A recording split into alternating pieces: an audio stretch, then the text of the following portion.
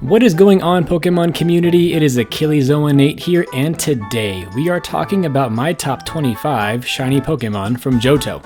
Some weeks ago, I did a similar list regarding the OG Pokemon of Kanto with the intention of getting down to the nitty-gritty, the knockdown, drag-out brawl that is attempting to definitively say which shinies are the cream of the Alcremie. And I don't need to tell you that when it comes to shinies, these are the most sought after and thus most beloved Pokemon around. As if that wasn't spicy enough for you, this regional Pokedex is my absolute favorite of them all. If any of these lists are going to make me feel like I'm picking which child is my favorite, it's this one. So put on your nostalgia hats and your Roserade colored glasses with me as we hit the golden streets of Johto. Let's go. Number 25. Natu. Easing our way onto the list, we have Shiny Natu, who maintains its green body, though the green gets a bit washed out and loses saturation. This is great because it allows the normally yellow and red details of its beak and feathers to steal the show as they come closer together on the color spectrum with a gold and orange tint. This tiny bird's plumage is as warm as a golden sunset. Number 24. Murkrow. While I am a tremendous fan of this Pokemon and its midnight black feathers, something about this shiny form's vibrant purple harkens back to the mob boss feel that is deeply rooted in this Pokemon's design as well as that of its eventual evolution. If you saw this Pokemon amidst a murder of its brethren, wait, that came out wrong. Okay, so to clarify, by murder, I meant a group of crows. That's the actual term, if you can believe that. Anyway, if you saw this Pokemon amidst a murder of its brethren, you'd know who the head honcho was. Number 23. Slowking. This Pokemon nearly made it on my top 10 simple shinies list. While Slowking's skin is darker than its original form, the eye-drawing difference is the minor change of its collar stripes moving from red to blue. I think this works better aesthetically, honestly, and also blue is a color more often associated with royalty than red, so the blue coloration fits from that angle as well. Number 22. Pineco. Jumping from a cool as steel bluish green to this autumn golden brown is very reminiscent of the life cycle of some trees, and while this pine cone looking Pokemon is actually a bug rather than a plant, I appreciate the reference all the same. Number 21. Kingdra. Perhaps some were expecting Kingdra higher on this list, but in this evolution line, I actually prefer Horsea's warm sea green to Kingdra's more regal purple. That said, while I do prefer Kingdra's normal color palette, there's no denying this shiny form is a showstopper. Number 20. Slugma. I genuinely wish there were more gray shinies. Slugma looks entirely, well, plain in this form, but I prefer to overanalyze things if you can't already tell, and I appreciate the detail here, whether intentional or probably not. You see, Slugma has to consistently keep moving to stay alive, according to the Pokedex. In the event that it stops moving, it will cool and harden. In the real world, when molten lava hardens, it turns to a dark gray rock, and I feel like this story is being told through Slugma's normal and shiny forms. Number 19. Crobat. A significant improvement over the blinding green of its pre-evolution Zubat and Golbat shinies, Crobat sports a bubblegum pink that gives a cute look to an otherwise menacing Pokemon. Number 18. Noctowl. Another bird joins the list today. Noctowl's traditional colors are, well, kind of basic. It's honestly just a normal looking owl. Maybe it's the nostalgia for the anime talking, but when Ash encountered a shiny Noctowl in the Johto Journeys anime, something awoke inside me, and like most 90s kids at that time, I thought Noctowl was the absolute coolest. Its mahogany wings against a washed out yellow body is bold without being distracting. Number 17. Unknown. Beyond being a nice shade of blue, back in the Generation 2 days, this shiny was unique even amongst other shiny Pokemon. You see, back in Generation 2, whether or not a Pokemon was shiny was actually determined by its IVs, or individual values, which represent the Pokemon's naturally occurring stats. These randomly generated values also used to determine which kind of unknown spawned or was hatched, with 26 kinds representing each letter of the English alphabet. Either by coincidence or by design, because of these random values determining so many different outcomes based on a plethora of combinations, only 2 out of the 26 unknown types could ever be shiny. Want to guess which 2 they were? I and V. Go figure. Number 16. Umbreon. I've said this in a few previous videos, but this was once one of my favorite shiny Pokemon of all time. However, time has not been kind to my opinion of this shiny, and I've begun to enjoy the yellow rings of normal Umbreon compared to the striking blue of its shiny form. That said, this shiny is still quite memorable, so it takes the 16th spot on the list. Number 15. Azumarill. Gold shinies can sometimes rub me the wrong way, as they usually get too washed out for my liking. However, Azumarill is as radiant and bright as the sun, in its fun and almost metallic golden hue. Number 14. Feraligatr. The final evolution of my favorite Johto starter, Feraligatr ditches the clashing red and blue colors for a teal body with true blue spikes along its head, back, and tail. While these colors give it a less menacing look, what it lacks in ferocity, it makes up for in color coordination that makes its design feel more cohesive. Number 13. Sudowoodo.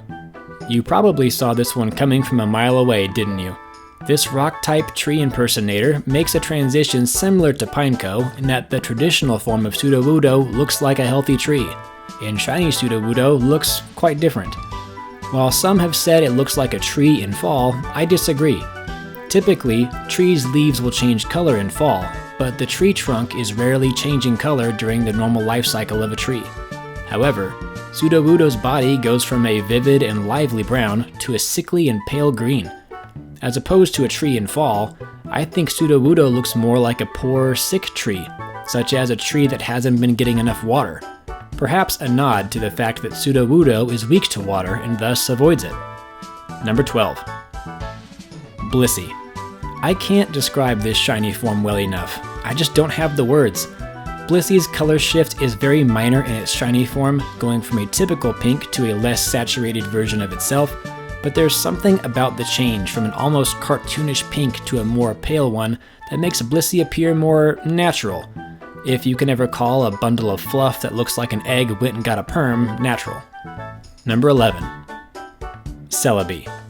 Perhaps it's the nostalgic sense of accomplishment talking, but I adore this shiny Pokemon. Prior to a recent distribution event, the only way to have a legitimate shiny Celebi in the current generation was to catch one in the one-time only encounter on the Virtual Console release of Pokemon Crystal, courtesy of the Nintendo eShop on the 3DS. In this day and age, it's pretty remarkable that a 20-year-old Pokemon has only one legitimate way to become a shiny. That said, this encounter had the original Generation 2 shiny odds of 1 in 8,192 with no way to make those odds any better.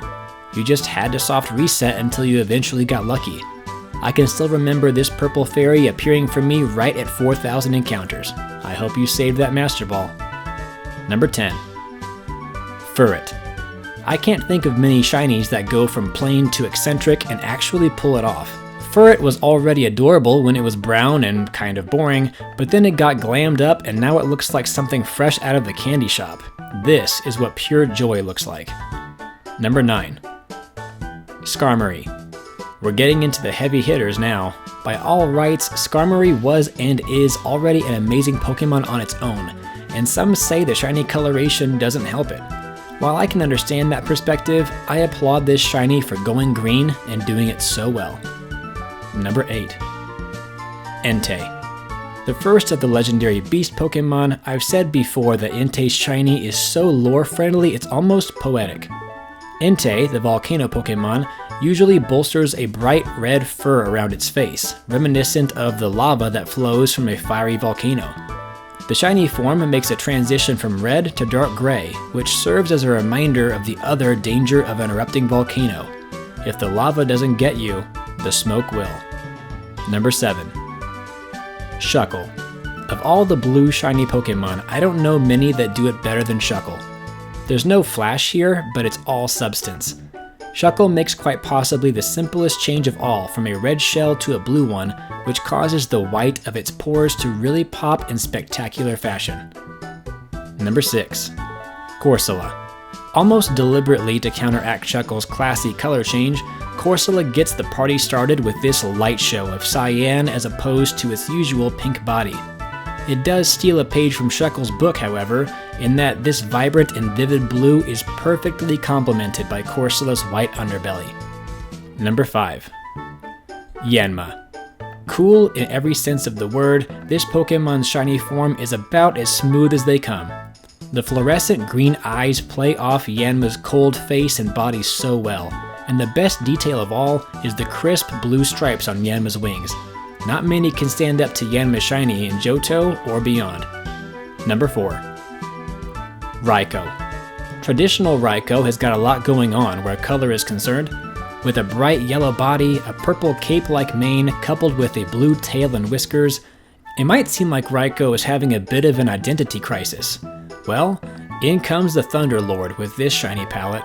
A dominant orange full of luster pairs so nicely with a golden yellow mane. Now the gray whiskers and tail help to bring it all together with just the right amount of neutrality. This is truly a shiny to behold. Number 3. Gligar. Not to be outdone, the varying depths of blue showcased by Gligar's shiny form are nearly unparalleled. As if we needed more to oogle at, even Gligar's more neutral mouth coloration is eye-catching. Gligar is a favorite shiny among many Poke fans, and it's easy to see why. Number 2. Suicune.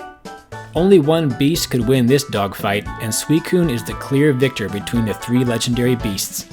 With a baby blue body and a regal blue mane all seamlessly merged together by a faultless white tail, this shiny could reign supreme were it not for our number 1 pick. And finally, number 1. Ho-Oh. With a beautiful color scheme that plays off the gold and silver games of Generation 2, Ho-Oh beautifully captures the essence of its fire and flying type with gold and red feathers that bring to mind a certain fire that is central to Ho-Oh's legend, as well as the light gray ash that falls in the air as a fire rages, consuming all it touches. As I've mentioned before, Ho-Oh is my favorite shiny Pokemon of all time, so it shouldn't come as a surprise that Ho-Oh would also take the top spot as my number 1 shiny Pokemon of Johto. And that's my list. Which shiny Pokemon from Johto is your favorite? Let me know in the comments below. That's all for me, and I'll see you again soon with more Pokemon content.